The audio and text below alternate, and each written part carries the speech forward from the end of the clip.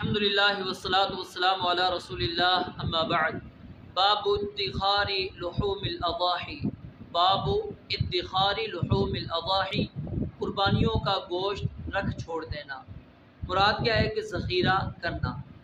یعنی قربانی کا گوشت اگر کوئی بندہ ذخیرہ کرنا چاہے تو کر سکتا ہے، کوئی حرج نہیں ہے۔ حدیث نمبر 3159 ام المؤمنین سیدہ عائشہ رضی اللہ تعالیٰ عنہا سے روایت ہے، انہوں نے فرمایا نبی علیہ السلام نے قربانی کا گوشت سنبھال رکھنے سے لوگوں کے فقر و فاقہ کی وجہ سے منع فرمایا تھا،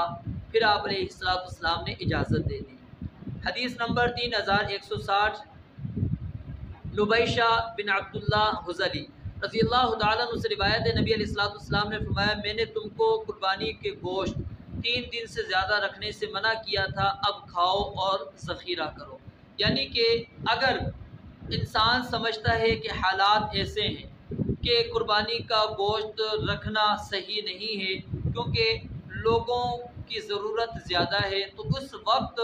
گوشت کو ذخیرہ کرنا درست بات نہیں ہوگا، اس کو تقسیم کر دینا ہی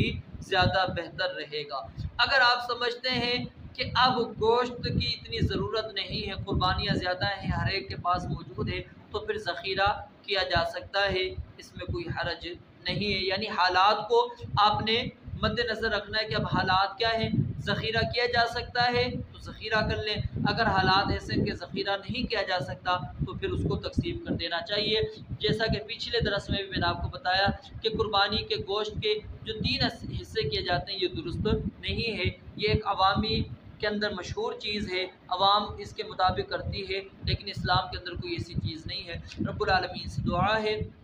اللہ تعالیٰ سمجھنے اور